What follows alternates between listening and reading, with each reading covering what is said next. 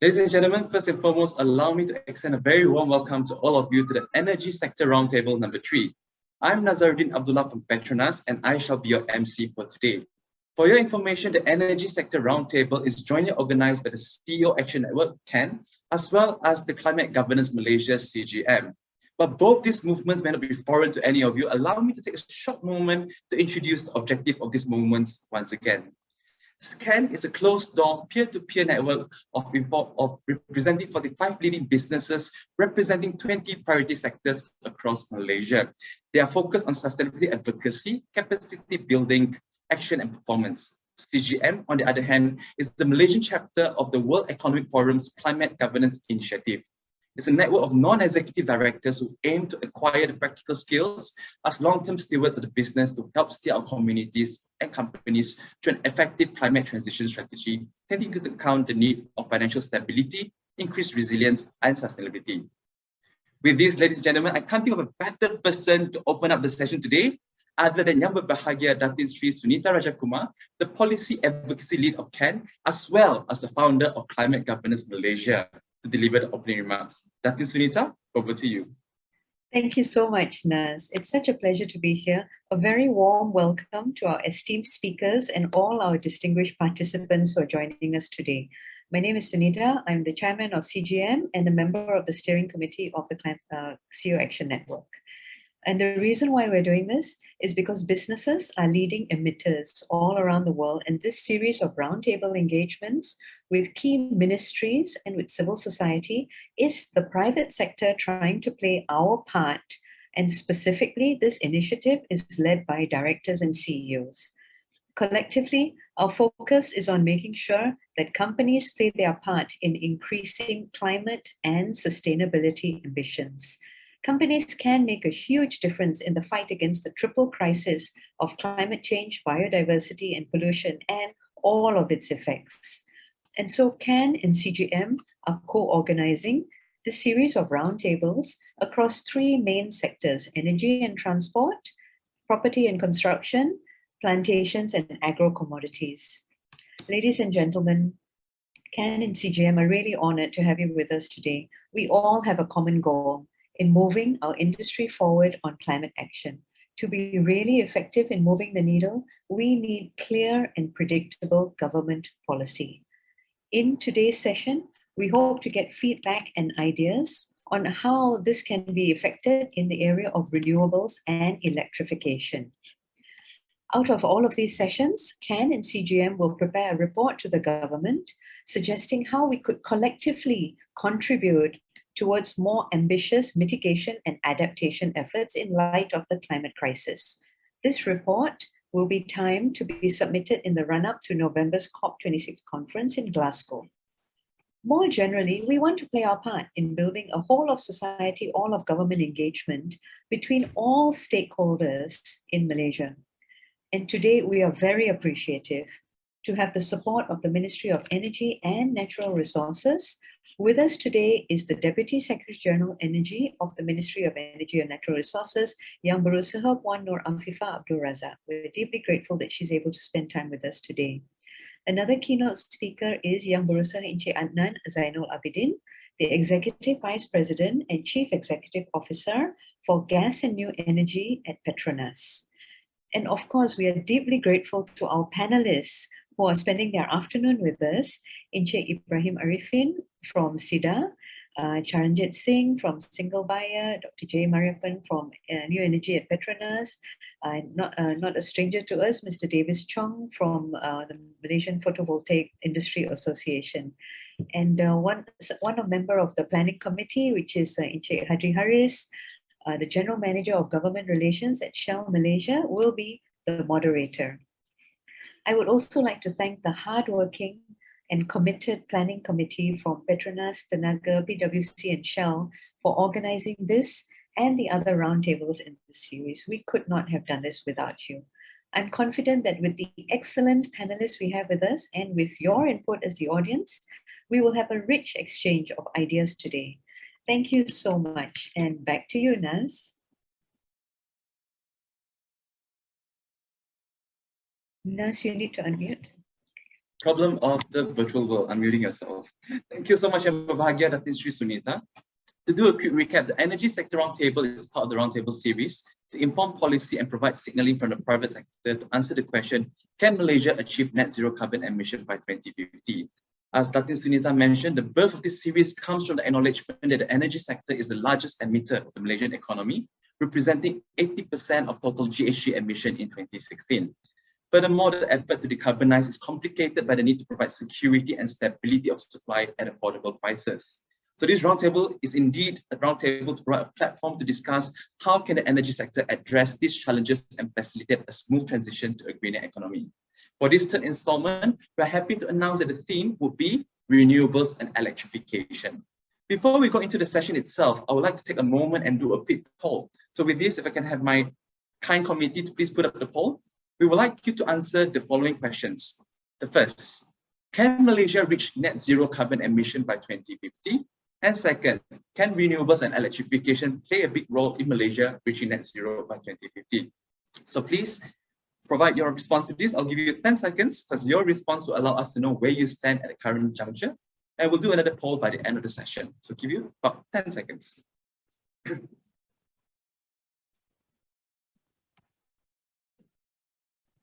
7, 6, 5, 4, 3, 2, 1. We shall now close the poll. Thank you so much for your response, and we shall come back at the end of the session to see how much has things changed. But for the next section, we would like to invite Yang Berusaha Encik Adnan Zainol Abidin to deliver a recorded message on behalf of PETRONAS Gas and New Energy Business. Here is the welcoming note by Encik Adnan Zainol Abidin.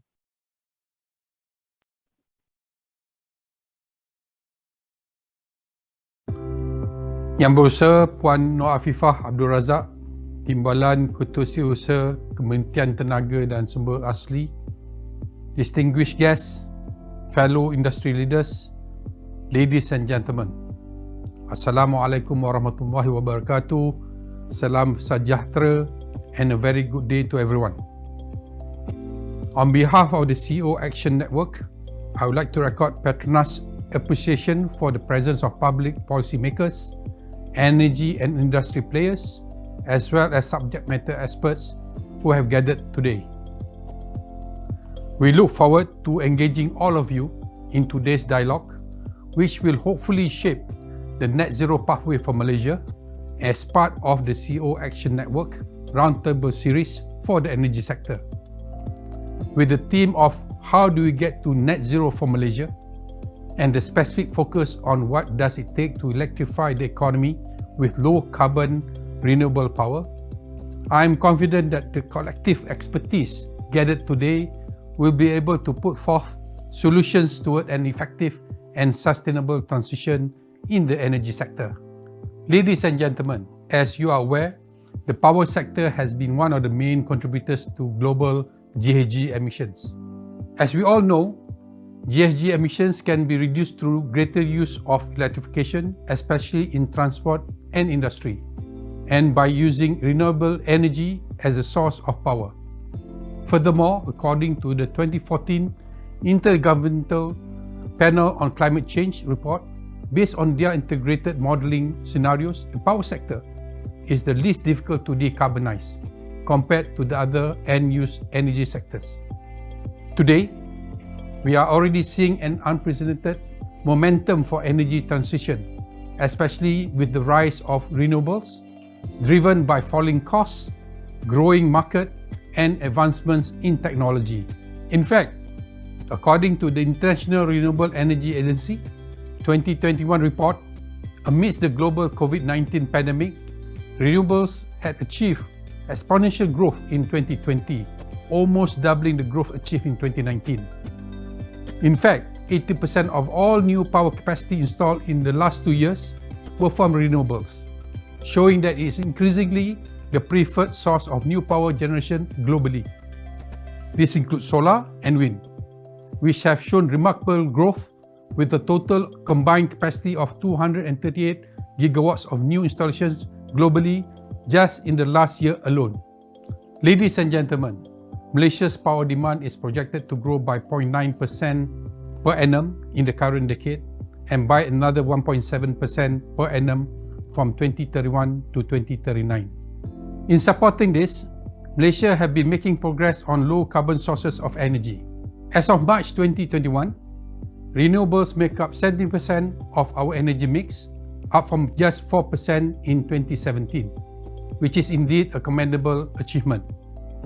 Recently, the government has also announced the Malaysia Energy Transition Plan 2021 to 2040, whereby it has set a target of achieving 31% renewables in installed capacity by 2025 and 40% by 2035.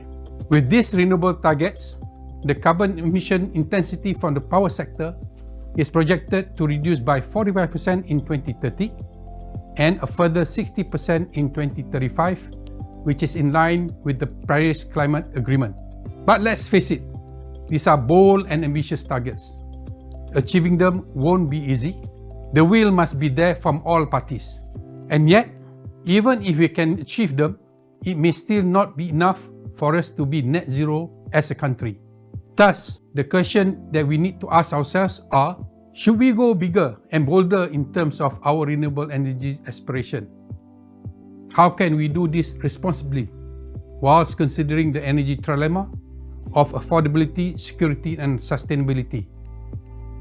What more can we do in terms of policy commitments and incentives that would set up for a more conducive ecosystem for further investments in renewables? I hope everyone is looking forward for a discussion on these topics during the roundtable session later today. Ladies and gentlemen, for Malaysia to truly reach net zero, more efforts are needed beyond the target of 2035, especially in ensuring the transformation is sustainable. Today, growth in this space is still limited, but this can be changed. There are plenty of opportunities to learn from nations with mid-century net carbon goals, such as China, Japan, South Korea, and the European Union. They have clearly outlined the roles of renewables in decarbonizing their economies. For example, the European Green Deal, which details the plan and timelines for 8 action areas to establish Europe as the world's first climate-neutral continent by 2050. This establishes the clarity required for EU member states to transform fast and effectively. The clarity here is necessary as it helps the energy industry globally, including in Malaysia, to better contend with the changing operating environment spurred by requirements from financiers and investors for businesses to be greener and cleaner. Moreover, transforming our economy to become cleaner and greener will lead to new window of opportunities for all of us. This comes in the form of capturing new growth, whereby as old sectors decline, new economy sectors will emerge, providing better and cleaner jobs for our people. Simply put, what makes sense for our environment also makes sense for our business and economy. As Malaysia's fully integrated oil and gas company, PETRONAS recognized the need to streamline our business growth with corporate and social responsibilities. Our venture into renewables formed part of this overarching philosophy. We decided to go into renewables as part of what we at PETRONAS call as our step-out strategy, which is to future-proof our portfolio by venturing into areas beyond the traditional fossil fuels. This was a deliberate strategy so that we are not only able to capture new growth opportunities brought about by energy transition, but we are also able to chart a pathway for ourselves in realizing our sustainability agenda. As a company, we have aligned ourselves with the United Nations Sustainable Development Goals 2030 with clear commitments for PETRONAS to, number 1, increase renewable energy capacity to 3 gigawatts by 2024. Number 2, cap GHG emissions to 49.5 million tons of CO2 equivalent for Malaysia operations by 2024. And number 3, nurture future leaders by reaching more than 24,000 beneficiaries through our education programs. In October 2020, PETRONAS announced its net zero carbon emissions aspiration by 2050, making us the first oil and gas company in Asia to do so as part of our holistic approach to sustainability. And we are taking concrete steps towards this aspiration. In the renewable space, we have been growing our position. In the short span of 2 years since our acquisition of M+ Energy Solutions, we have grown our solar capacity to over 1 gigawatt, servicing over 200 customers across more than 400 projects in Malaysia and India. We have also launched our flagship rooftop solar solution in Malaysia, known as M+ by PETRONAS, which is being used to power the largest solar PPA in the country vis-a-vis our deal with Tesco, which is called Lotus now. We have also installed solar power at our own facilities, such as University Technology PETRONAS, the Pengerang Integrated Complex, and Malaysia Marine and Heavy Engineering Fabrication Yard in Pasir Gudang. We also launched Homescape, our rooftop solar solution offering for our staff and our alumni. We will continue to grow our renewables portfolio as part of our phased approach towards achieving NZCE 2050. But we cannot do this alone. In fact, no one company can. Ladies and gentlemen, the ambitious net zero goal for Malaysia can only materialize with the whole of society and all of government approach. Government intervention must take into consideration all key factors to ensure alignment of government policy within economic, climate, and energy priorities, whilst ensuring the socio-economic well-being of Malaysians. The future of Malaysia's energy landscape requires coordinated and collective actions from all stakeholders to nurture an ecosystem for all businesses to not only survive, but more importantly, thrive in the shifting energy landscape. Our conversation today is thus crucial in gaining the understanding of the barriers and enablers towards supporting our nation's climate agenda through increased public-private sector collaboration. It is my sincere hope that the open and meaningful conversation today will be incorporated in the final report of recommendations for the government to carefully consider. Thank you, take care, have a good discussion, and by all means, stay safe.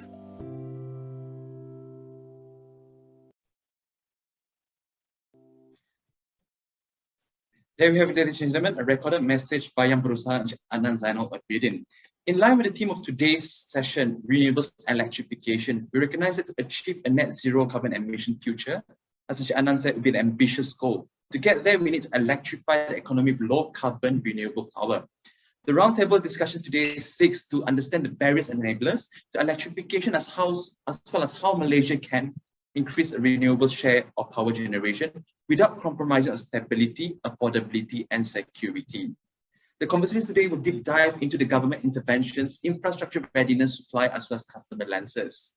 As Charan said, we cannot do this without both the private sector and the government coming together. So for this, it is our honor to invite Yang Berusaha Puan Noor Afifah Abdul Razak, Deputy Secretary General of Energy, Ministry of Energy and Natural Resources, or better known as KeTSA. Yang Berusaha, the screen is yours. Thank you, Nas. Yang Bahagia Datin Sri Sunita, distinguished guests, ladies and gentlemen. First of all, I would like to express my gratitude to the CEO Action Network for inviting the Ministry of Energy and Natural Resources to be part of this ongoing effort by the network to engage with stakeholders as we journey into a low carbon pathway. When I first saw the invitation, I immediately thought that I would not want to miss this opportunity. In fact, I am on medical leave today, but to share with all of you, I am here today to share the ongoing effort by the government in transitioning our electricity supply industry amidst these unprecedented times of global pandemic and economic challenges. I am indeed humbled to be here today talking to the great minds of low carbon proponents on how we transition our industry. Next, Esther. Thank you. Let me start by sharing with all of you some basic information on the electricity supply industry in Malaysia. As many of us know, or all of us here are aware of, Malaysia's electricity supply system is divided into 3 subsystems based on their geographical location. The biggest one is in Peninsular Malaysia, served by the largest utility company, Tenaga Nasional Berhad or TNB, with 9.1 million customers and installed capacity of 28,187 megawatts and a maximum demand of 18,808 megawatts. 80% of the country's demand comes from the Peninsular Malaysia, with gas and coal are the 2 major fuels for power plants in Peninsula. The next largest system is in Sarawak, served by Sarawak Energy Berhad, with 0.71 million customers, 5,307 megawatt of installed capacity, and a maximum demand of 3,664 megawatt. The system is mostly served by hydropower, with the largest being Bakun Dam, with an installed capacity of 2,400 megawatt. Last but not least, we have the Sabah system with 0.62 million customers, 2,086 megawatt of installed capacity, and a maximum demand of 987 megawatt. Demand is mostly served by gas power plants, and diesel plants are still operating in the east coast of Sabah. Next.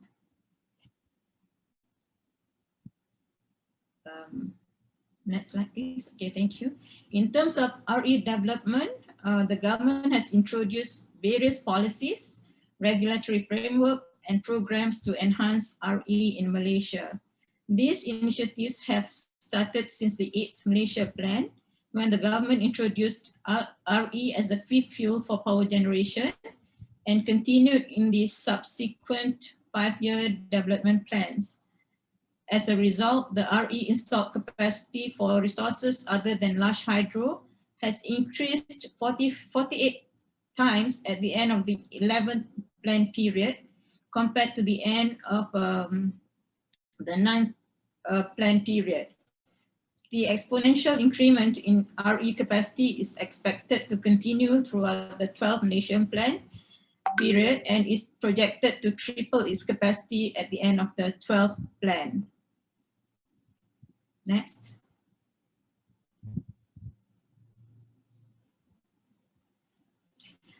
I think most of us do not realize that our RE has reached 23% of our total installed capacity. We have adopted the definition of RE to include large hydropower in line with the definition used by ASEAN, the International Renewable Energy Agency, IRENA, and the International Energy Agency, IEA, among others. Hydropower is the dominant renewable currently, making up 68% from the total RE capacity, followed by solar at 17% from the total RE capacity, or 3.9% from the total installed capacity. Peninsula has the largest RE capacity at 4,430 megawatt, followed by Sarawak at 3,190 megawatt, and Sabah at 375 megawatt. In terms of percentage, Peninsula has the lowest percentage of RE in capacity mix at 16%, followed by Sabah at 18% and Sarawak at 60.1%. Next. Out of the 7,995 megawatt of RE capacity in 2020, 4,483 megawatt are non-large hydro REs, which have been approved under 4 key programs, namely the feed-in tariff, FIT, large-scale solar, LSS, net energy metering, NEM, and self-consumption, SELCO. 2,500 megawatts of the total 4,483 megawatt have already achieved commercial operation date. The implementation of these RE projects have actually created 53,700 job opportunities and creating 20 20 billion worth of investment to the nation. I know many of you out there are saying, why is government not opening up more quota and not capitalizing on the huge potential of solar, since solar has the most potential not only to decarbonize our electricity supply systems, but also unlocking the huge investment potential brought about by solar industry to the country? Well, the answer is in our next slide. Next, please.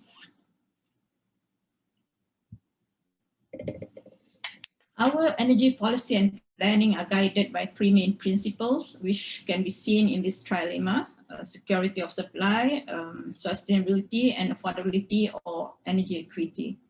The main challenge for us as policymakers in Malaysia, and I think everywhere else too, is trying to find the right balance between these three elements of the energy trilemma, trying to find a triangle that is as equilateral as possible, the left triangle, and try to avoid having the three other triangles of energy trilemma too skewed towards one element at the expense of the two other elements.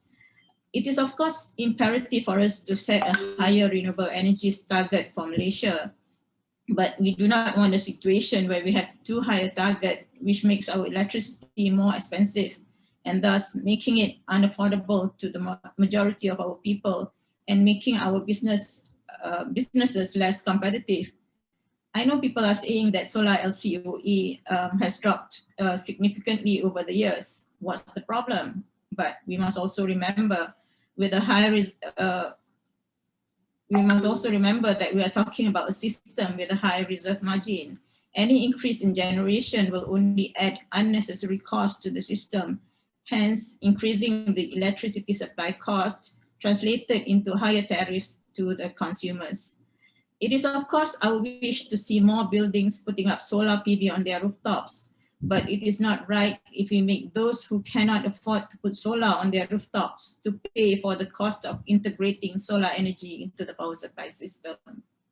It is of course heartening to see solar farms mushrooming in our country, but it is also imperative for us to ensure that consumers will continue to enjoy reliable electricity supply despite the intermittency of solar energy. As policymakers, we are treading the sustainability path cautiously because we know that integrating RE into the system comes with a lot of challenges. True, the levelized cost of solar energy has gone down by 59.4% since we first launched our LSS way back in 2016, but we are seeing an increase in the cost of integrating solar into our power system, hence increasing the cost of supplying electricity to consumers. Having more solar in the system entails increasing the robustness of our grid, digitalizing our grid, ramping up capacity as we need to address the intermittency of solar.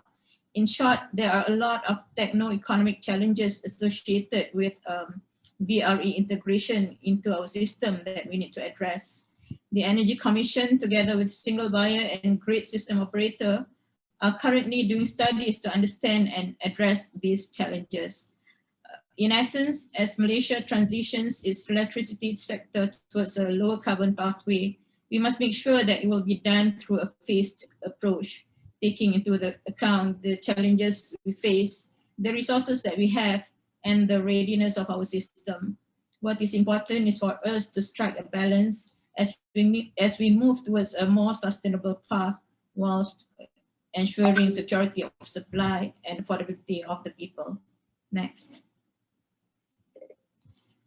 In pursuit of that equilateral triangle that forms the energy trilemma, the government has a target of increasing the existing RE capacity mix from the current 23% to 31% in 2025 and a further 40% in 2035, as mentioned by Adnan just now. These targets are determined based on technical, social, and economic considerations, including grid penetration limit, grid flexibility, reserve margin, as well as impact to consumer tariffs. Current programs such as LSS, NEM, FIP, and ZELCO will continue to be implemented as we introduce improvements in these programs while we look at introducing new programs to further increase RE offtake. Next.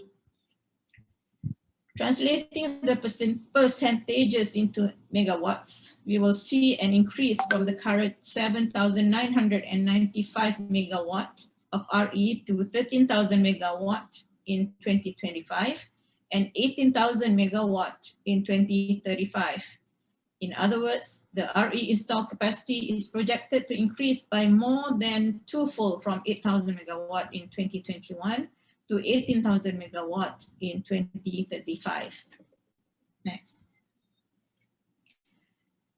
As 80% of the electricity demand in Malaysia comes from Peninsula, out of the 31% of Malaysia's RE target in 2025, 26% comes from Peninsula Malaysia, and out of the 40% target in 2035, Peninsula accounts for 32% with a total of 10,944 megawatts. These targets are dynamic and will be reviewed annually by the committee chaired by the Minister of Energy and Natural Resources, a committee called JPET, Jawatankuasa Perancangan Pembangunan Elektrik dan Tarif. Members consist of government agencies and key stakeholders. Engagement with industry players and industry associations are held before the plan is finalized and brought to the committee. The review by this committee will take into account various factors such as the advancements of technologies, global trends, system readiness, as well as the integration costs to the system. Next. And good news to solar players. Most of the RE capacity will come from solar energy, with new capacity of 2,440 megawatt is expected to be introduced between 2026 to 2035. It is anticipated that from 2025 onwards, solar will unseat hydro as the dominant source of RE in Peninsular Malaysia, with more than 50% capacity in the RE mix. The deployment of solar will increase from the current 1 gigawatt to 4.4 gigawatt in 2025 and 6.6 gigawatt in 2035. This exponential increase in solar capacity will open up sizable future investment in the sector. I know solar players would be saying that this is very small, but we are constrained by the solar penetration limit in the grid. In fact, the target that we have set for 2025 is based on the maximum level of solar penetration of 24% to the peninsular grid system, and the target in 2035 is based on the maximum penetration limit of 30%. This is one of the main constraints we face in introducing more solar in our system, whether it is the LSS or NEM or FIT or even corporate PPAs. They are all connected to the grid, and therefore they will impact the solar penetration limit. We would like to avoid a situation where we have too much solar energy in the system, impacting stability of the grid, and where curtailment of solar energy is necessary. What is the point of having a lot of solar capacity in the system when at the end of the day you have to curtail it, right? I believe solar players too would not want to see the situation happening in Malaysia. But I can assure you that we are currently doing a study to explore whether we can increase this limit in order for us to introduce more solar in the system, and what we need to do in order for us to increase the limit. Thank you. Next.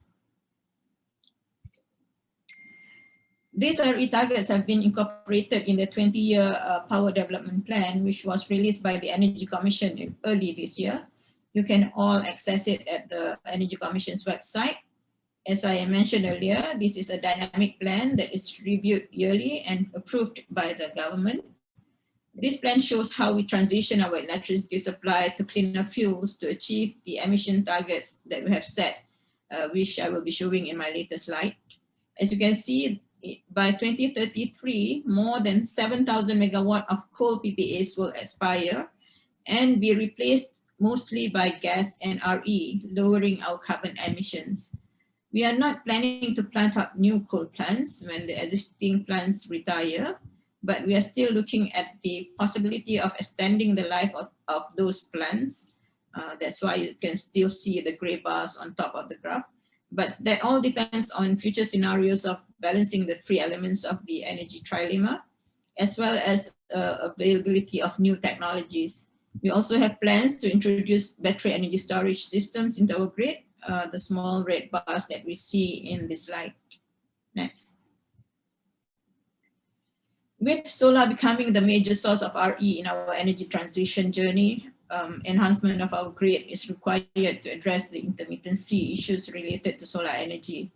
Efforts will have to be undertaken to enhance grid flexibility through digitalization and integration of battery energy storage system, or better known as BESS. Hence, the deployment of BESS in the electricity supply system will be undertaken in stages from 2030 onwards. We envisage that by 2035, a total of 500 megawatt of BESS will be integrated into the grid, enabling additional RE capacity to the system. Next. In terms of emissions, the energy transition initiatives that Malaysia is undertaking through the implementation of the various RE and EE initiatives, which I would love to touch on, but time does not permit me to talk about EE, are expected to reduce the carbon emission intensity of the power sector by 45% in 2025 and a further 60% by 2035 compared to the 2005 baseline, contributing to fulfilling Malaysia's commitment under the UNFCCC framework. Next. Where is Malaysia in terms of RE in comparison with other ASEAN member states?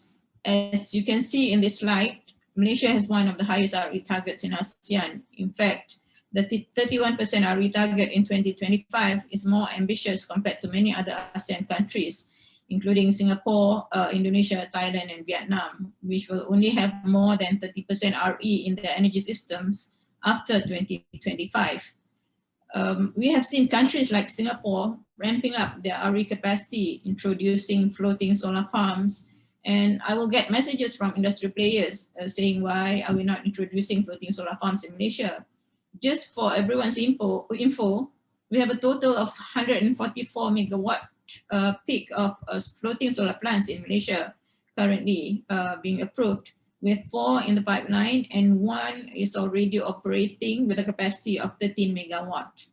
I also received messages from industry players sending me news about Vietnam's stellar achievements in ramping up their solar capacity, with solar capacity by more than 9,000 megawatt in the last 3 years. Impressive achievement indeed by Vietnam. But in Vietnam's case, their reserve margin is not as high as ours. What I am saying here is that each country has their own requirements and peculiarities that we have to take into account when we make comparisons. There are, of course, positive lessons that we can learn from other countries, but lest we forget, we must also learn from the challenges faced by other countries, the what not to do lessons from these countries for us to find the right balance in our energy trilemma. Next. Ladies and gentlemen, the balanced approach in power system and capacity planning adopted by the government has enabled nations to enjoy reliable power supply affordably. The system average interruption duration index in Peninsular Malaysia is currently less than 50 minutes per year, per customer per year, the lowest among ASEAN countries and at par with developed nations. Next. And this slide shows that the level of power supply reliability that we currently enjoy is at par with that of developed countries such as Denmark, France, and the UK, but yet Malaysians enjoy a much lower electricity tariff with the same level of supply reliability. Malaysia is in the left hand corner of the slide. Next, okay. Not only we are enjoying reliable and affordable electricity supply, but Malaysia is also ranked 4th from among 190 countries in the ease of getting electricity ranking by the World Bank. outperforming even Australia, Norway, New Zealand, Singapore, USA, and Italy. I think we should be proud of our achievement in this domain. Thank you. Next. And where are we in the global energy landscape? In terms of energy trilemma index by the World Energy Council, Malaysia's rank rose from 51 in 2019 to 33 in 2020 among 108 countries. As for the energy transition index, Malaysia is ranked at 38th place from 115 countries and the best among emerging economies in Asia. Next. So let me conclude my presentation today. In conclusion, Malaysia is committed to reducing its power sector emissions as we journey towards a lower carbon pathway. I believe we have done well so far with the right policies and regulatory instruments that have opened up a lot of opportunities for businesses and industry players, especially in the solar industry. We are aware that we also need to find ways to enhance the development of other resources, biomass, biogas, small hydro, and we welcome inputs from industry players as we believe that whole of nation and whole of society whole of government approach is crucial in driving the nation towards a low carbon future. But all things said, I believe that we need to be pragmatic in our approach in transitioning our power system towards a lower carbon pathway. There needs to be a balance between the three elements of the energy trilemma of sustainability, affordability, and reliability. Echoing what my minister said during the National Energy Awards event early this year, we have to transition our electricity supply industry in our own way, the Malaysian way. With that, I thank you. Thank you, Afifah, Abdul, Razak, for setting the context for the next conversation. With this, ladies and gentlemen, the stage set for our moderated panelist discussion. With this, I shall now hand over to Engineer Ahmad Haji Haris of Shell to lead the stimulating discussion entitled, you guessed it right, Renewables and Electrification. Over to you, Hadri. Hadri, you're mute.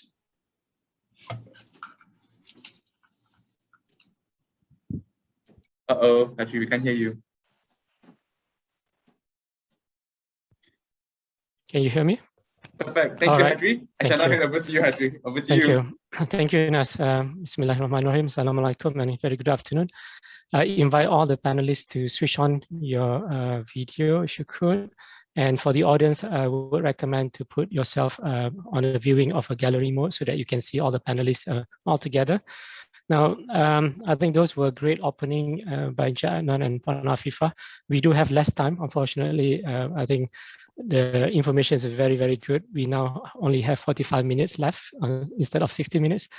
I thought with the sharing from Afifah just now, I think we've answered all the panelists' questions, conversation. Maybe we don't have to have 60 minutes. Nonetheless, it is still an important conversation to have because we do see quite a few bit of questions coming to the Q&A box.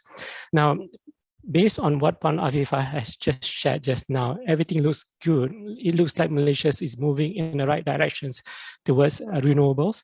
And going back to what Datin Sri Sunita mentioned earlier, the conversation for today is about looking at how can we transition the energy sector, particularly towards carbon neutrality for Malaysia. And in this case, electrification is critical to get there. Obviously, energy efficiency is extremely important because when we move to electrification, then it needs to be efficient. But the electricity needs to be provided by cleaner, renewable sources. So with that context, may I invite each of the panelists just to state your positions, your remark over the next 2 to 3 minutes, starting with Ibrahim representing SEDA. Over to you, Ibrahim. Thank you, Adri. And thank you also for having us here today during this session. I am Ibrahim from SEDA, the agency under the Ministry of Energy and Natural Resources, tasked for facilitating the renewable energy industry growth in Malaysia. It is very encouraging to see many participants from the private sector. As we are aware, the private sector is the key element to realize the country's achievement of the SDGs and help the country to progress into a more sustainable future. With regards to this interesting topic of today, as highlighted during the opening remarks by Cik Adnan, then also Puan Afifah, Malaysia has set the commitment to deliver 31% of RE in our capacity mix by year 2025 and 40% by year 2035. In delivering this target, it is best to utilize our indigenous renewable resources that includes solar, hydro, and also bioenergy potentials. As of December 2020, we have realized close to 8 gigawatt, as shared by Puan Afifah just now, of RE capacity, inclusive of off-grid capacity, and delivering to our next future targets, the 2025 and 2035 targets. The current gap will be filled mainly from solar technology, amounting to approximately of 6 gigawatt of capacity, whilst opening the opportunities for other RE resources as well. So RE is indeed an interesting subject and have a lot of potentials, in particular towards the economic recovery post-pandemic, alignment to the global agenda, and towards the carbon neutral economy. With regards to these aspirations, I would like to put on the table for industry engagement on the following three aspects. The first one is in terms of the economic value that benefits Malaysia specifically. And I believe that enhancing the local supply chain and value chain in Malaysia, locally products, might enable us to gain the most of its economic benefits. And my second point is the untapped potentials in addressing the climate impacts from the fossil fuel industry itself. So fossil fuels technologies have been helping and getting us where we are today. And just wondering like if there's a possibility to coexist between the renewable energy itself and the fossil fuel by introductions of technologies such as the carbon capture, co-firing methods, or perhaps the blending of natural gas with resources such as biofuel and hydrogens, probably will unlock more values in making the fossil fuel greener and able to benefit the nations in terms of affordability and system security. And ultimately, how the RE journey in Malaysia can benefit in terms of the social economic that can be enjoyed by all levels of societies. So I hope programs such as today can contribute towards bridging the expectations of all stakeholders and spur collaborations moving forward. So that's all for me. I pass back to you, Mr. Adri. Yep, thank you, Ibrahim. I'd like to invite Charan, please. Right, thank you, Adri, fellow panelists, ladies and gentlemen. Charan from a single buyer. We act as the role of a sort of a national inverted common planners for the power sector. I would like to reiterate some of the views made by our Puan Noor Afifah. And since we are actively involved in preparing the JPET 20-year plan, we are all for renewables, all for green, but just wanted to add the cautionary part of readiness for infrastructure, how to integrate solar, because solar is the predominant player in the green mix in Peninsula. So the costs of going solar without any barriers will have implications. So I think the costs of integration are real. They need to be understood clearly. Challenges to system stability, displacement of costs, in fact, the reallocation of costs between the solar and the non-solar, the haves and the not-haves to some extent. And I think all those points were sort of touched upon by Noor Afifah earlier. And to highlight, as far as the case goes for carbon emission intensity reduction, the power sector by itself has and will meet the objectives of COP by 2030, 45% reduction, just the power sector. We have done the analysis, we shared the JPET program. So I think we're very mindful of that. We really appreciate that going forward the road, green is the answer, but it has to come at a cost. And also in the JPET, I think the government has sort of finally agreed that transition of energy will involve no more green field coal plants post 2030, I believe. That's been formalized in the policy or not as yet, I think will be clarified soon, but no intentional greenfield coal plants post 2030. I think that is one of the key issues. And I think she also mentioned that some studies being done. Yes, Single Buyer and our brothers in the GSO are doing some big studies on solar, true costs of solar integration. Solar penetration is something we cannot ignore. If you talk about solar, you can't run away, whether you're a rooftop or you're an LSS, you are connected to the grid. I think these are realities I like to point out to the non-system people. It's great, solar, cost of energy is cheap, production is cheap, you can generate all you want, but there's some physics involved. And then storage, whether we jump on the storage wagon and the costs involved in storage. Ultimately, all these factors collectively will drive the tariff of power. And we cannot assure you that going forward, increased solar will reduce the tariff. We cannot guarantee you that. In fact, probably the contrary. So I think the trilemma has been touched upon extensively, and some people added a fourth pillar to it called quadrilemma, and the fourth pillar being economic development. Yeah, all of that poses significant challenges. We cannot ignore the ecosystem we have.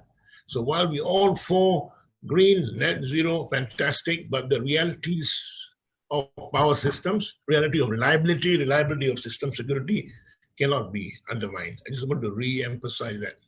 Thank you. Thank you. So Jay, based on that feedback or comments, how would industries approach it, and what's your take on it, please? Thanks very much, Adri, and thank you to the organizers for inviting us today. I'm Jay Mariyappan, I head New Energy at PETRONAS. I think it's very interesting opening remarks already from the panelists, and I think it's going to be very good discussion. It's already warming up well, Adri. So firstly, I'd just like to say to colleagues, there's already a strong market push for renewable energy in Malaysia. And I'd like to applaud the government effort to organize the 4 LSS competitive tenders, the feed-in tariff program for specific technologies, the 3 rounds of energy metering quota, CELCO that we have as well for self-consumption, and NEDA that we have to facilitate energy trading via the non-PPA arrangement. PETRONAS is fully supportive of the government's green energy transition as we declared our ambition to be carbon neutral by 2050.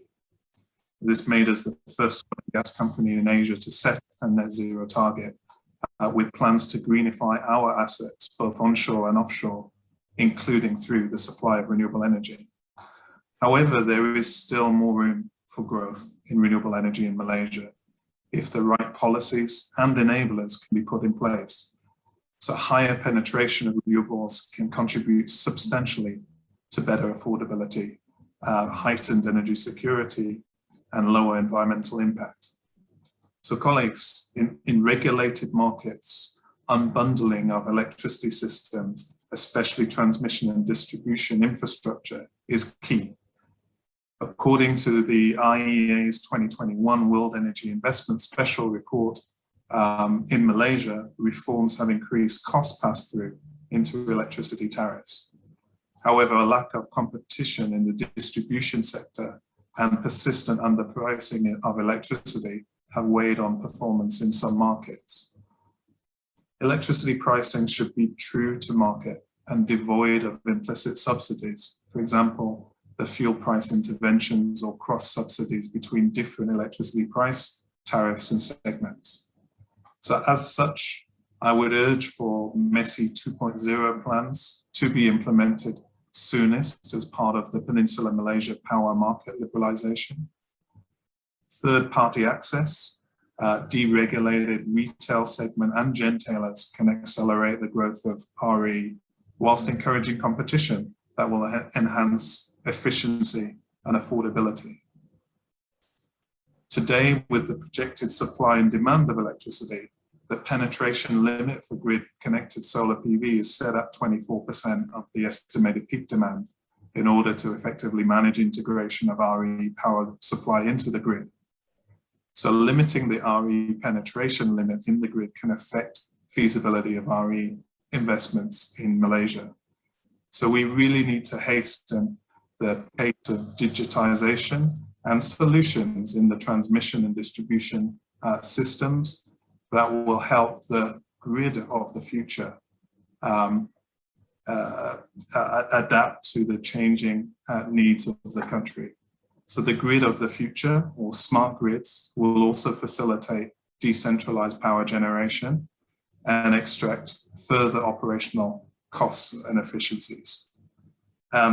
This also, with that in place, the grid infrastructure would be further strengthened and enhanced with the much needed technical enablers such as energy storage systems to support the strategic intent. As mentioned earlier, there are already plans to introduce batteries in 2030, but this may call for an earlier introduction for us to effectively manage grid stability. Besides the additional government policy support, it's also required, there are other things that would be required to support higher RE in the power generation mix. Today, most MNCs, the RE100 companies, have also set forth sustainability initiatives, including Microsoft that recently announced its plans to establish the first data center in the region in Malaysia as part of Bersama Malaysia. To support, we would encourage sale and purchase of green power between corporations and for government to either adopt or support policy like renewable purchase obligations or to certificate schemes. And overall, Malaysia must take advantage of the technical and financial opportunity for RE. The RE industry needs a more ambitious installed RE capacity target, along with sustainable implementation of planned additions beyond 2025. The RE transition roadmap for Malaysia should provide a clear signal to the industry that ambitions beyond 2035 should not only be national policy, but this ambition should be reflected in our nation's pledge in our National Determined Contribution, the NDC, which goes to the UNFCCC for the Paris Agreement. This is required to send a clear message to MNCs, RE100 companies, the RE industry players that may be here today, financiers, trading partners, and consumers, which will help bring high value add, ESG focused foreign direct investment to Malaysia. With that, I thank you and move on to the next panelist. Thank you, Jay. Davis, over to you from service industry provider point of view as well as consumer. Thanks, Ari. I think basically Dr. J has said what I want to say. Half of it is what I want to say. So, so I'm from MPIA. I'm president of MPIA this year, and of course, MPIA is one of the most active solar energy associations to drive solar energy integration to Malaysia energy roadmap. So we've been working very closely with ministry, with SEDA, I think also with single buyer as well to understand what is our energy roadmap, how we can integrate more solar energy into our energy roadmap. So I think we represent the most of the industry stakeholders from renewable energy in Malaysia, particularly. So to work with government authorities so we can map a very efficient roadmap, energy roadmap for the future of our energy development. So that's what we've been doing.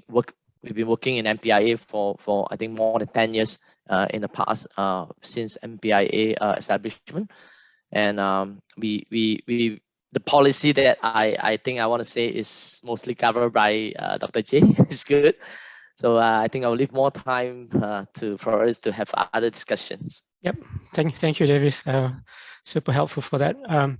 So I guess there's a lot of encouragement from what we've heard from Afifah earlier, and the numbers are there. But if you look at the trilemma, when we talk about security, sustainability, so obviously renewables from indigenous resources, and in a way that can be sustained. But the key question that keep repeating coming out is about affordability, is about the cost. And what's interesting is Jay is mentioning that on one hand, if we don't limit and we let the industries grow further and integrate and find solutions, the cost will solve by itself. It will be better for consumers in the end.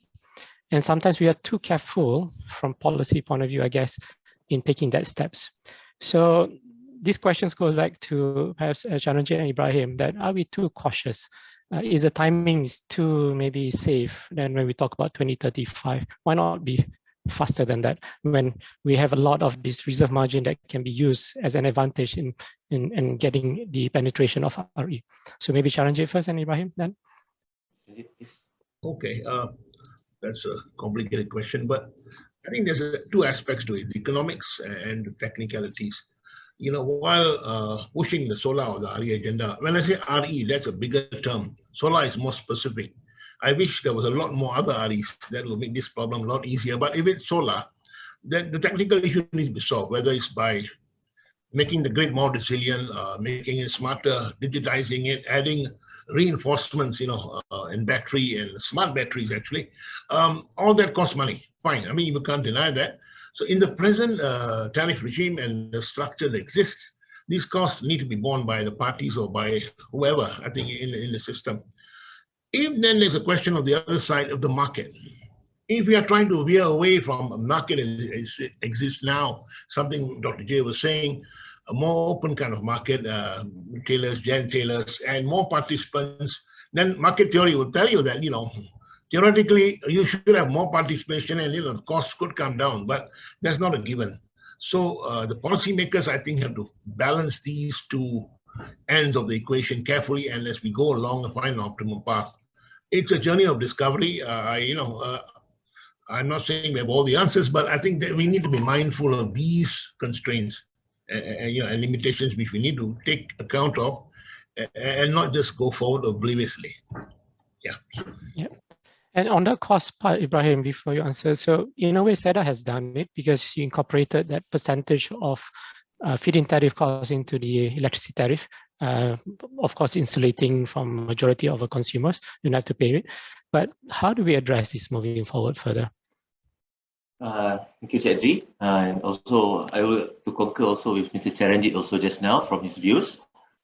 Just regarding the affordability and cost, we can see that from the introduction of feed-in tariff mechanism, in which I would say that these are the contributions from all the publics that contribute to this fund, we are able to get where we are today.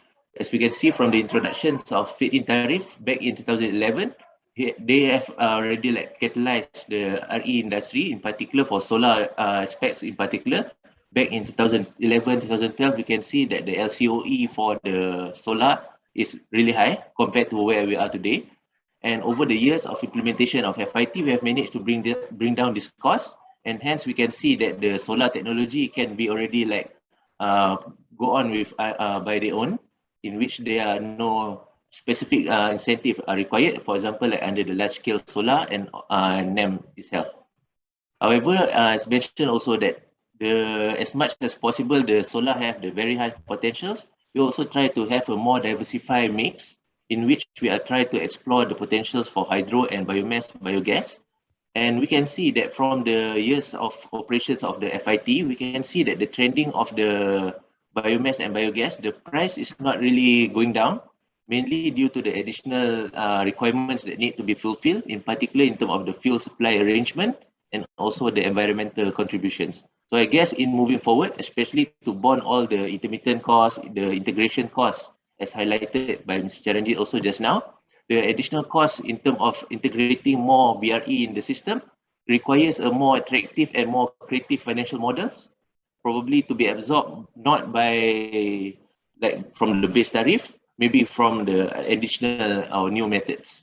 So I guess collaborations with financial institutions and private entities in enabling for a faster deployment of the expensive solutions, for example, like the storage itself, is a crucial in terms of ensuring if we can bring the targets forward. So Jay, would that work? Can you offer different solutions to make it even better? Thanks. It's a good question, Barry. I think the industry itself is getting very innovative, right? It's a small industry in RE, but it's working with companies in the digital space. It's working with companies in the technology space, such as storage, and it's coming up with solutions. We do this already at PETRONAS for some of our own operations, where where we're behind the meter because we cannot get access to wheel renewable electricity via the grid. We have to come up with a behind the meter solution. So I think the solutions are there, they are possible. But what I was mentioning earlier is really opening up the grid to allow players and competition will mean that these solutions will accelerate. And I believe that costs can be managed if the right price signals are given. So, and I agree with Charan, it's not easy, right? It's not a given, but you do need to work towards it in a systematic way. But I believe it can happen. And Davis, please, from solar point of view, what can be done more to address this? Yeah, I think we understand the energy trilemma issues that we are concerning. Of course, we need to take care of from all aspects that if you want to do the energy transitions. Like Ibrahim said that we might have to, we have diversified our energy, renewable energy. But I think throughout this past 10 years when we develop, I think Hadri, you know very well, you are the one who make FIT happen. So since FIT time until now, we see so encouraging solar energy development in Malaysia in terms of cost, in terms of market acceptance, in terms of technology development.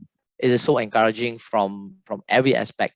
So it's proven that solar energy is the winner of the RE in Malaysia particularly. Now, and in terms of cost, in terms of implementation, scalability, it's proven that this is the best to implement in the RE adoptions. Is one of the best renewable energy to implement, to deploy in Malaysia right now.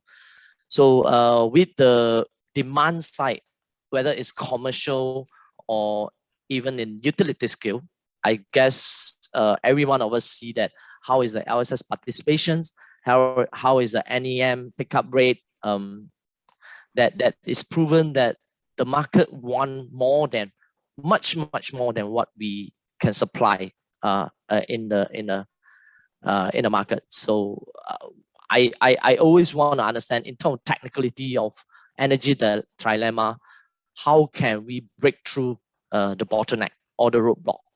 I mean, we are open to bring up the engineering expertise, all the consultants, and how can we integrate more or adopt faster in RE, but not actually we limit ourselves due to that kind of all the technical.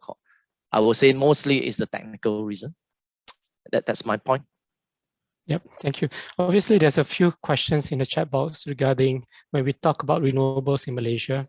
We talk a lot about solar because naturally we are blessed with sunlight, right? But at the same time, Afifah also mentioned about hydro potential. Ibrahim, you mentioned about biomass, biogas, and potentially other renewables. One of the key questions about renewables is its capacity factor. So for example, solar, yes, you can have a large installed capacity, but the energy that it can contribute is fairly limited. So it might be a different impression, understanding between installed capacity and actually the energies that contributed into the usefulness. How do we address that, perhaps, Davis and Jay? Jay, you want to go first? Okay, so I think it's an encouraging technology advancement on the BSS now, the battery storage.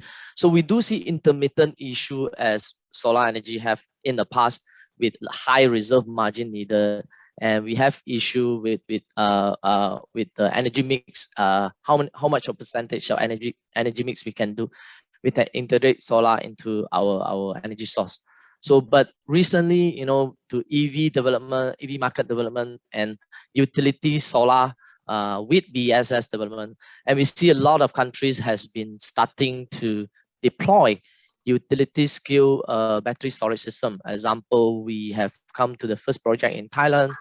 We can see Taiwan is integrating it. I mean, it's massive in China right now. So this is driving the storage cost to go down, to tackle the technical issue to install more renewable energy or particular solar energy plant into the grid. And we can see, we actually expect that the doubling scenario will happen in renewable energy capacity once the feasibility of the utility storage kicks in. Once the storage kicks in fact, the renewable capacity, solar energy capacity will be double. This is one what being published in some of the paper, and I think it is really true that we can do that. Jay, anything to add? I would just ask, I think it's a good question because sometimes we always talk about capacity because it's something people understand, but really what you get out of it is how much energy you get.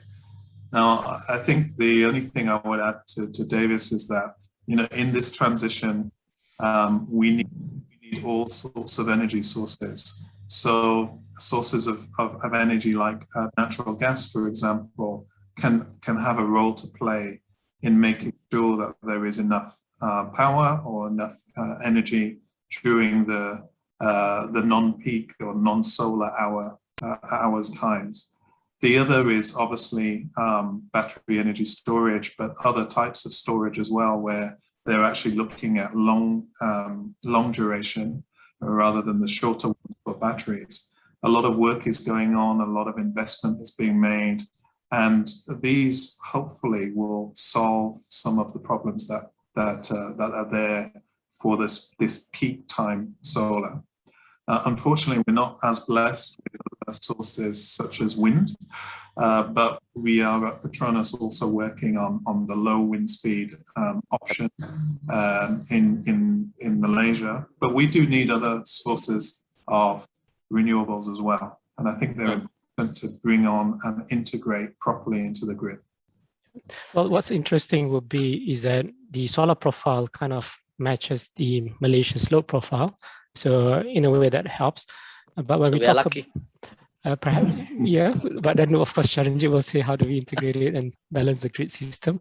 And that brings to the point that Ibrahim mentioned, coexistence with existing energy generations technologies. Then now Afifah mentioned hydro, but if you look at hydro potential, they are predominantly in Sarawak. In peninsulas, it's fairly limited. Of course, there's a small hydro. But what about using hydro in the form of pump storage or using other forms of renewables like biomass, biogas in trying to help do the balancing or kind of energy storage as well, to integrate it into the whole mix to further move RE? So maybe Ibrahim. Okay, thank you, Chadri. With regards to, again, when we're talking about the stability issues raised due to the higher penetrations of solar, for example, I just would like to bring everyone into the contents of the penetration study limits conducted by Single Buyer, completed, I think, in 2018, 2019, Charan. And it is available online at Single Buyer website for us to access to the documents. So based on the limits mentioned, the 24% by 2035, that's the limit for the BRE at the moment. And these are the limit based on the current grid situations. So of course, technologies such as storage and even pump hydro storage. For example, like the pump hydro storage, I've been informed recently by the GSO that one of our hydro plants in Cameron Highlands, Ulu Jelai, is actually designed to be able to cater for this pump hydro storage. So it's just the matter of improving the technologies and incorporate the technologies to enable these pump hydro potentials. But however, it comes against to the affordability concerns. And similar, on top of technologies, interconnections projects, for example, with our neighboring countries, will enable for a higher limits. But at the moment, there are some concerns, maybe political or the financial aspects of developing the interconnections in line with our RE targets. These are one of the enablers also. But back to the cost recovery for the expensive solutions, for example, like the storage itself, I remember that during the LSS Cycle 3 bidding exercise, their initiative to try to promote this integration of solar and storage.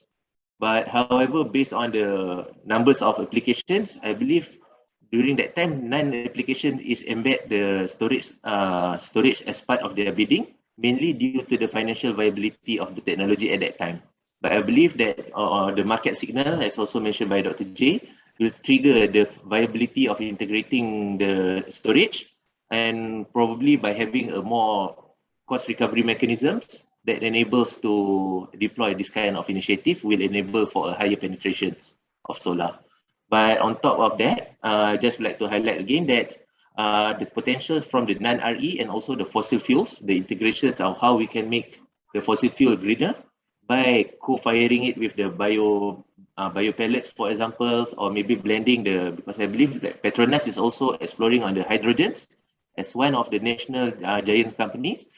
I believe this the alignment of the national oil and gas and also the renewable energy industry growth towards promoting the hydrogen markets will enable for a blending between the natural gas and the hydrogen to make it greener sources. So I guess these are the areas that need really detailed explanations to see all the aspects that might need to be addressed before we embarking on this kind of policy making. Yeah. By the way, to the panelists, there's some questions addressed to you in the Q&A box. So if you want to answer directly, also by all means. Now, we've been talking a lot about technical challenges that contributes to the cost, and yet the questions would be is that we've seen other countries able to do it. As an example, even Australia, the grid is not as strong as us if we talk about on the west sides of Australia. And yet there's a party who actually put together battery and solar in a huge capacity actually to kind of, they call it a power plant coming from home to power up that side of the cities and strengthen the grid. So are we putting a self-constraint here, Charanjit? Yeah. Sorry, can you hear me? Yeah. Yes, yes. In that context, I think earlier Mr. Davies and Dr. J were saying the breakthrough in solar will really come when the cost of battery storage for the start. While there are other energy storage forms you talk about, pump storage is still a ways to go. It's not going to make the cut. But if battery can come down significantly, that will really accelerate the solar penetration. So the story will shift. But coming back to Australia, Southern Australia has these nightmares as well. On a bright sunny day, they have too much solar. They couldn't, the system couldn't absorb that. They had to minimize the loading on plants, and they had to shut down and curtail solar. Whereas in the western case of Australia, you're saying yes, the storage of battery makes it manageable because solar is a variable renewable energy. The challenge is to make it dispatchable. So the only thing that will help right now is if you have battery storage, you can smoothen the curve, the intermittency disappears, and that becomes an asset. But the way forward really would be for the technology to become substantially cheaper. Future developers of solar would just come in with their panel and their storage together. And there we go. And if the cost is competitive in the whatever market scenario, then they become viable alternatives to generate and even dispatch. I think that's the way forward to move the barrier of the solar. So right now we're bound by PV limits. Yes, as a system operator, I can't be risk and say, hey, go for it. And suddenly the system has all kind of voltage fluctuation, power quality, harmonics. If there's a system tripping, who do they look at? Not the solar guys, the system. So what I'm saying is we need to be mindful, but I agree. That breakthrough in energy storage and battery, yes. In other forms of control, you can also invest in the grid. It costs money. Fast controls, who bears the costs? So I think it's complicated. But we really hope that there is a moving of the envelope here, and that's going to help solar come up in a big way, especially in this country. Yeah. Jay or Davis, do you have examples to help Charanjit or Ibrahim to look at? Because this is not something new. Other countries have done it a lot more or earlier than Malaysia. We can always learn from it. And all the issues that was mentioned that these countries would have faced it. Obviously, the context might be different. Any suggestion? I think it's true that there will be costs involved in the solar energy integration to the grid. And I'm not going through details in the technical way, that if there are cost increase, that in example, the battery storage is still high, but there are a lot of commercial investors that are interested to enable this part into getting more RE into the grid. And we just need to open up this opportunity to the commercial world, then there will be a lot of investors interested to take on this. I think this is the part that we want to probably the authority side to think about it, how we can bring this to fit into our energy trilemma concerns, that we actually have enough interest on from the market and investor side to enable more technology and RE capacity into the grid. Jay, anything to add? Sure, thanks, Jadri. I think just to add, from some of the countries where you have high penetration of renewables, I'll give you an example of the UK because that's where I'm from. But you have a lot of wind power, you have a lot of solar, that's all generating during the windy days, sunny days, although there's not so many sunny days. But when they blow, now investors have the right market signals that tell them that energy storage is a go from an economic point of view. So you'll see a lot of batteries and other types of energy storage being put into the system. But really it's the market signals that are telling them that this will work. So having the signals that provide prices for ancillary services, for grid support, for peak and off-peak, but more than that, so maybe hourly pricing, maybe even 5-minute pricing, right? So these types of signals, they will determine what solutions people come up with. And I really believe that the solutions are there. What we now need is the right market signals through deregulation.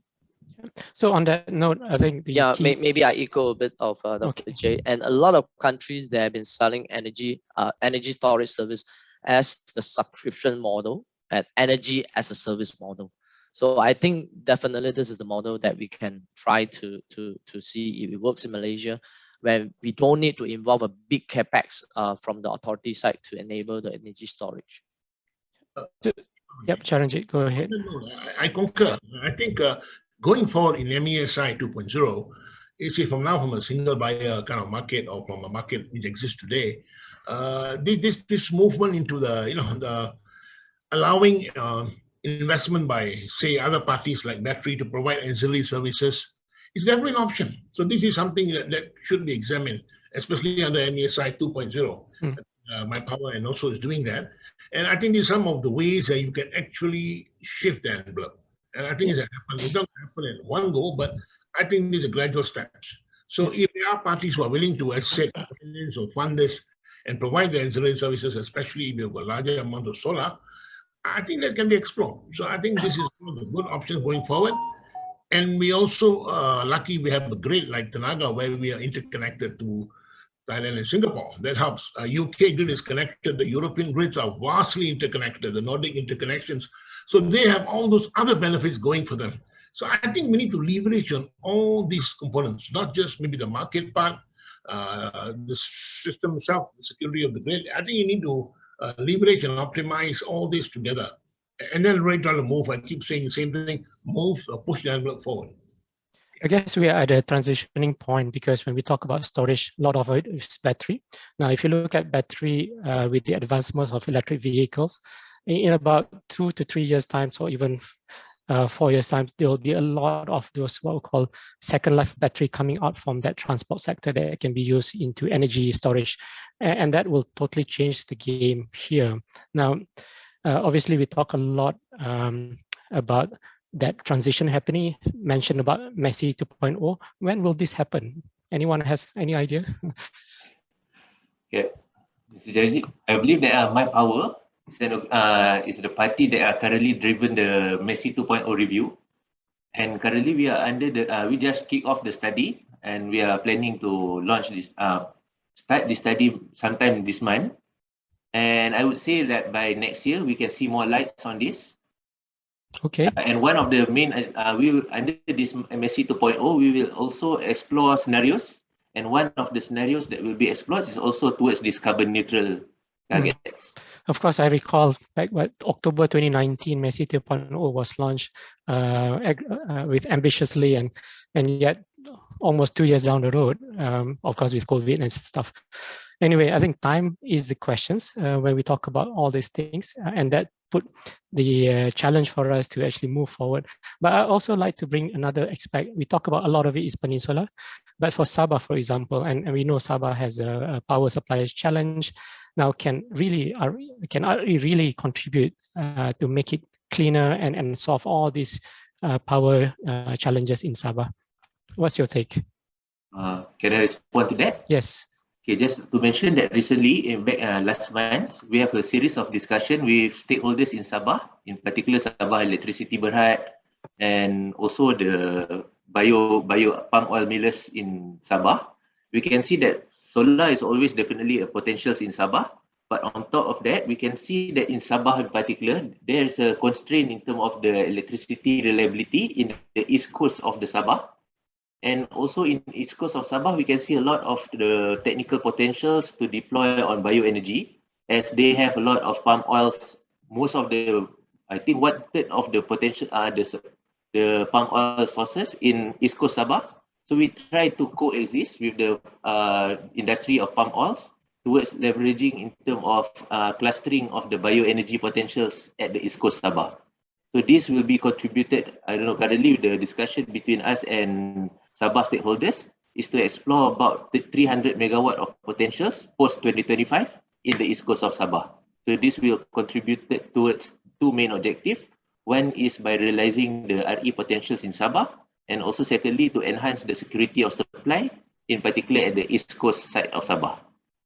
So here, why not enable private sector industries to be involved in solving that challenge? Because if you heard from Jay earlier on, if you allow private sector to come in, there's a lot more innovations can be integrated, incorporated, and perhaps a better, more cost-effective solutions can be found.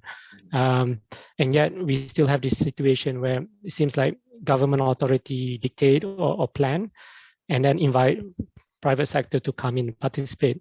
Maybe we should look at it in different way, get involved with the private sector right from day one in the discussion, and then together collectively open up the market and let it be solved that way. So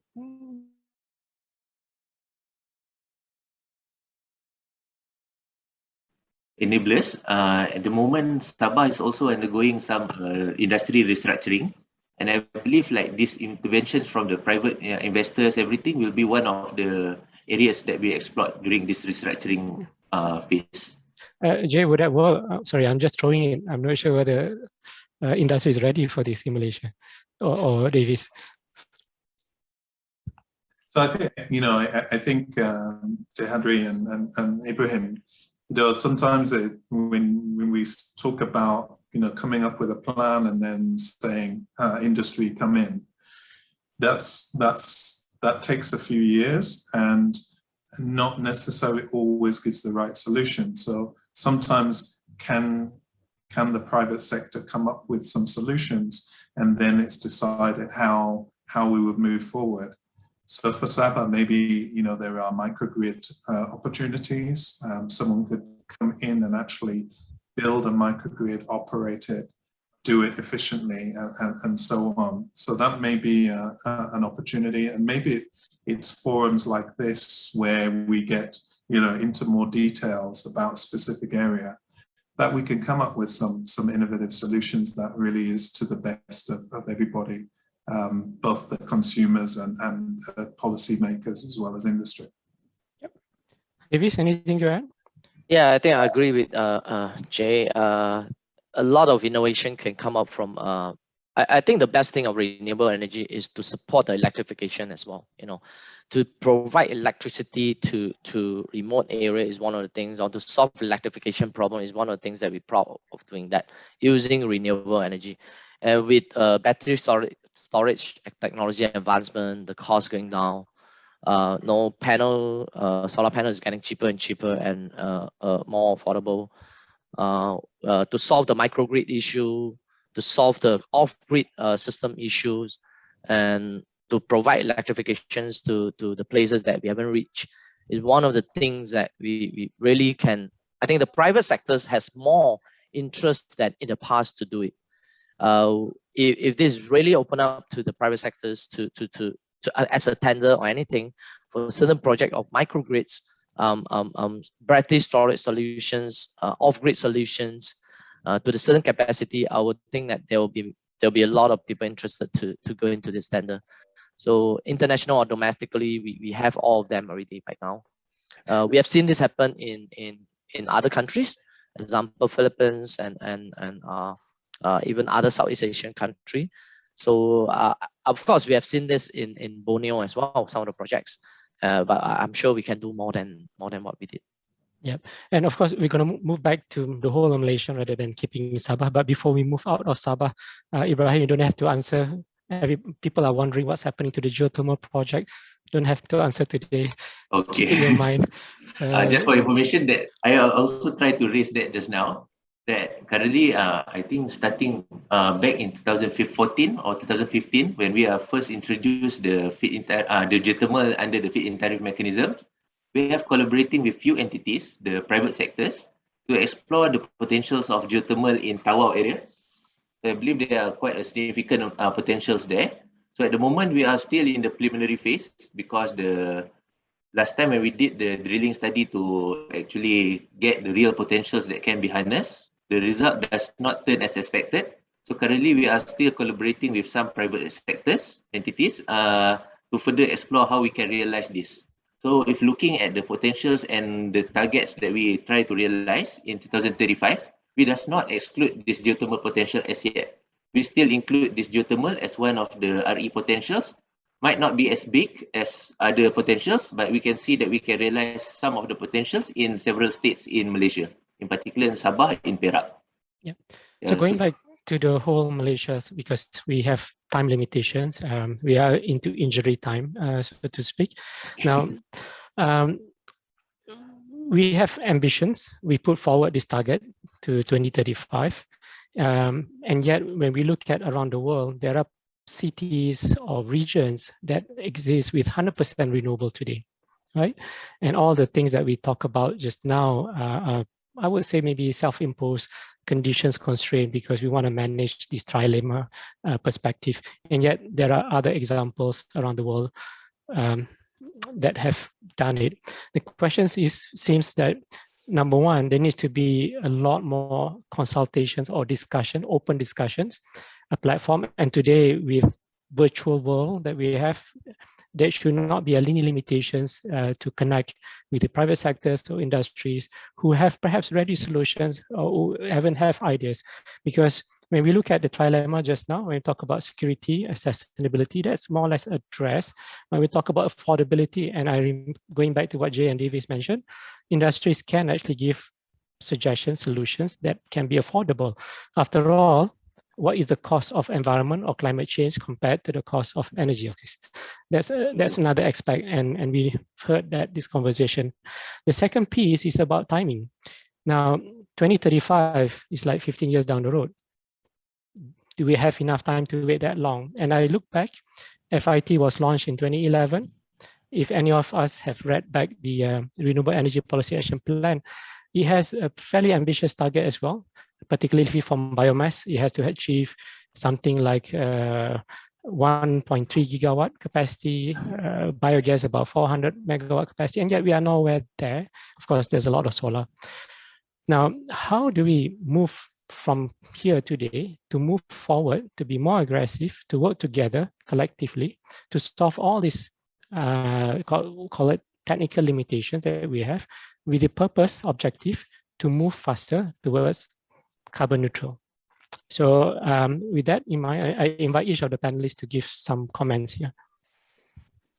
Starting with Ibrahim and then move to Charan, Jay, and Davis. Okay, I would say a lot of things coming at the same time, because at the same time, we are also facing the demands in terms of pushing the electric vehicle markets. And this is also another variability that will lead at the demand side of the sector itself. And on top of that, I would say that weekly basis, we also receive a lot of good proposals from the industry players, varying in terms of requesting for a third-party access, requesting for a green hydrogen pilot projects, for examples. And we need to manage all these new technology innovations and in what that match the best of interest of Malaysia. For example, in particular, for example, like the electric vehicle, sometimes we can explore the natural resources that we have, the minerals that we have that we can contribute towards supplying in terms of the supply chains or throughout the value chains.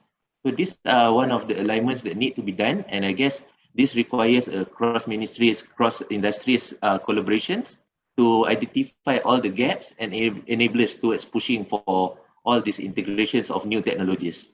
So in interesting times, But I would say that based on the progress that we made so far, I would say that we are making a good progress. However, the cautious part need to be also taken care.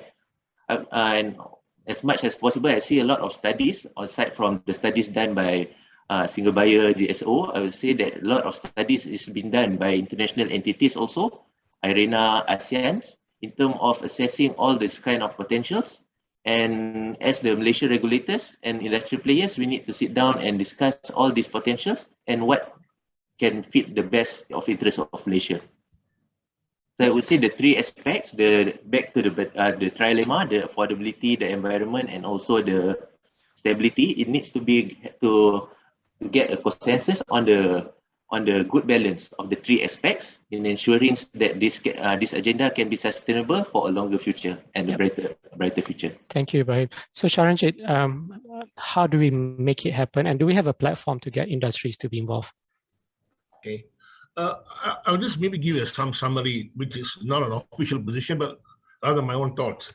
So I have to caveat some of this, but to avoid landing in hot soup. But basically, I think, okay, from a point of infrastructure readiness, flexible grids, smart grids, I think these are a given. We have to work on that, whether at the transmission level or even at the distribution side.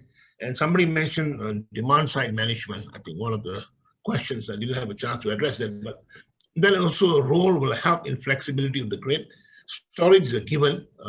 Evolution of storage is also a precursor to more solar. But basically, the operations of the system. In the current context of this market, there has to be now look for avenues for new market services. Like solar, again, you talk about storage, you talk about ancillary services, people who are willing to pay to compete in that, to provide that service, rather than it all being provided by the grid system operator. So I think we need to explore these options, whether it's through MESI 2.0 or other avenues. We need to look at real options, whether this is feasible. And all these, again, given in the Malaysian context. So I think there's going to be a real challenge. But having said that, yeah, we need to examine these options. And ultimately, the theme is to move from a centralized to a decentralized setup. So I think how successfully we can do that, how fast we can do that, I've got no answer. But now from a centralized system point, whether you can move to a concept of decentralized, the control is then not in one central place. So I think that will also help or promote some of these visions of trying to get much more renewables or solar into the system. And to make matters even more complicated, EVs are going to be a thing of a reality, more than reality going forward. They will distort the distribution, the charging system. How do we leverage on that in a smart way? So again, that the main grid is not burdened. So I think these are challenges we need to be mindful, and we have to take that step going forward. There's no easy answer. I'm sorry, I've given you all this. I've given you more problems and questions, but we have to answer them collectively. Thank you, Charanjit. Obviously, even though your personal point of view, you can always make it official as a single buyer in different form. So Jay, your points, and to kind of recap, maybe you want to sit at the JPET conversation as well to bring forward the views, right? Perhaps. Yes, absolutely. Yeah.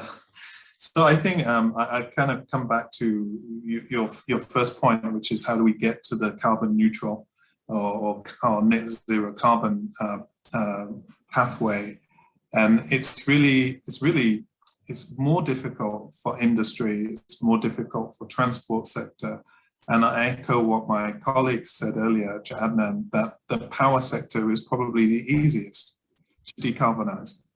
So when we look at, for a company like PETRONAS, when it's going net zero, it's got to look at efficiency, optimization, and all its processes. It's got to look at low carbon solutions. It's got to look at alternative technologies and fuels. So hydrogen is one of them that Ibrahim mentioned earlier. Carbon capture storage, maybe another one, utilization. So all of those need to be developed, and it takes innovation, it takes partnerships, and partnerships will be important to really bring them on. But again, I will also come back to the deregulation part, because setting the right signals for industry One, provide secure supply. 2, provide it at a cheap cost. And 3, provide it at a low carbon intensity. If all of those signals can be given, I think that we can come up with the solutions together. Thank you, Jay. And Davis, and what about consumers? Do they want to put solar at their homes and all that stuff? Yeah, I think with the market development that we've been through for the past 10 years, we have seen a lot of development, a lot of demand from renewable energy. Malaysia, I think, regard as one of the slow and steady market in Southeast Asia. A lot of investors like that, a lot of consumer like that. But our market development is not as fast as how our neighboring country did it. So I think it's good to bring up the energy trilemma concerns. But what I hope that the authority will listen to the private sectors is, we want to help in these concerns, and we want to contribute in these concerns. So let the private sectors contribute to energy trilemma concerns, that how we can overcome it, and why is it we are so desperate to do it? Because to decarbonize or to get us into net zero carbon emissions country, renewable energy or particular solar energy adoptions or integration is the lowest hanging fruit to do it. And we're just not doing fast enough for that. And I hope that we can actually do faster with the market demand we have so encouraging now. The commercial solutions or the technical solutions that we have it in the market, but we just are not adopting it fast enough. Yeah. So to recap, basically, we all recognize the importance of renewables in moving towards this carbon neutral.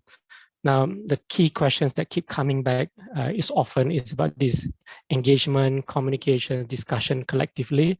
And I'm just not hearing it for the first time, to be honest. 15 years ago, when government is doing renewables and feed-in tariff, is the same conversations we had. Seems like we are not moving for much around that.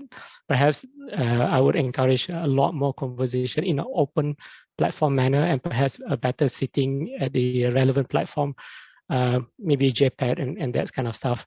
The second thing that keep coming. Sorry, Hadri, can I interrupt for? Yes. Yeah, that's what I forgot to mention.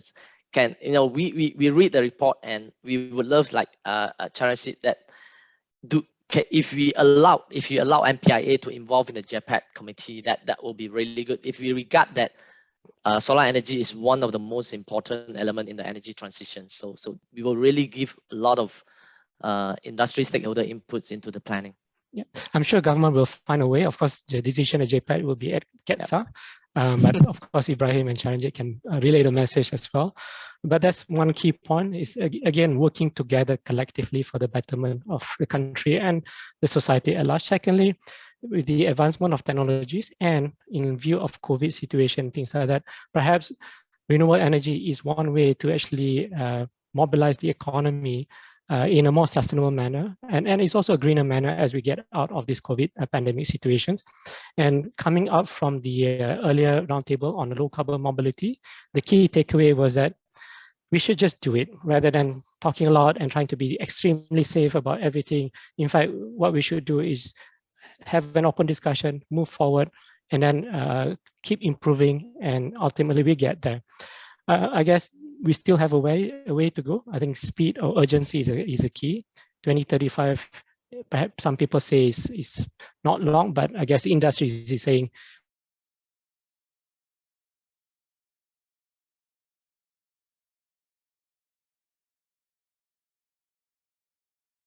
is critical. Energy efficiency, which we didn't really touch today, is also extremely important, and the role of renewables to provide cleaner source.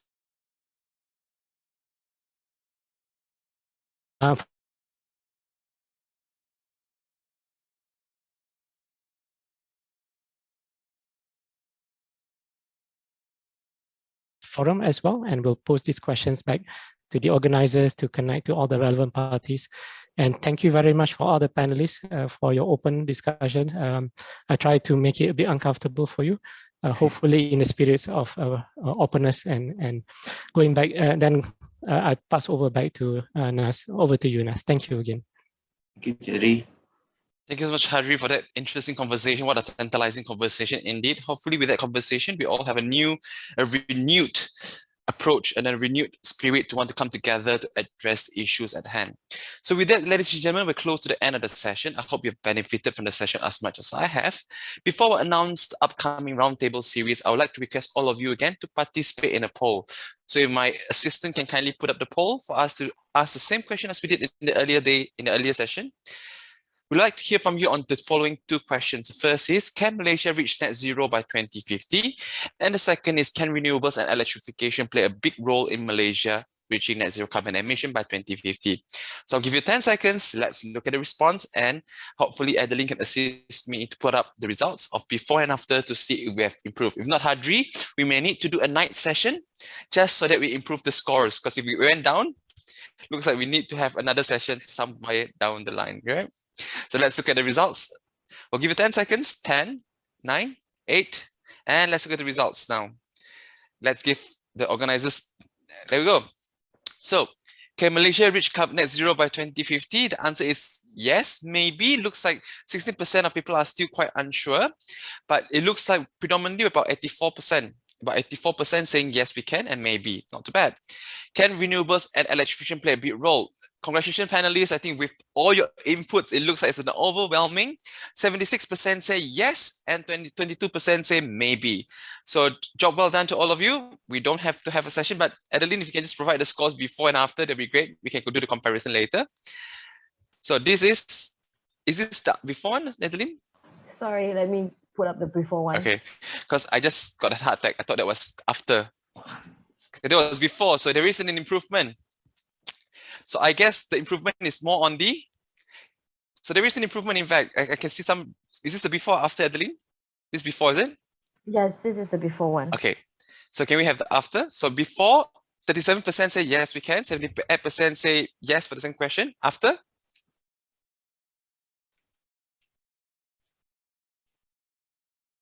All right, not too bad. Improved by 2%. A bit of skepticism on the second question. So Hadri, we need to do a second round session, but nonetheless, this is where the next few sessions will help. As I mentioned earlier, the energy sector roundtable is this is the third installment. And the answers to all these questions will come in pieces. And for the next two installments, the good news is we have 2 more sessions to go, and hopefully by those 2 sessions, the confidence level will increase. So the next 2 sessions we'll be having around the table will be, the first is happening on the 17th August 2021, the energy sector roundtable number 4, focusing on carbon pricing and green financing. For those of you who are interested, remember, it's happening from 3 to 4:30 on 17th August 2021, carbon pricing and green financing. The last series on 30th August will focus on protecting carbon sinks. Once again, the roundtable number 5 will be happening on 30th August 2021, and you'll be focusing on protecting carbon sinks. So 2 more roundtables to go. With that, ladies and gentlemen, we hope you've enjoyed the session. My name is Nazaruddin Abdullah, and we hope that you continue to stay safe. We're not out of the woods yet, and do continue to play your part in sustainability advocacy, capacity building, action, and performance. Always remember, you can, we can, and therefore, Malaysia can. Thank you, and have a good day. Thank you, everyone. Thank you. Thank you. Bye.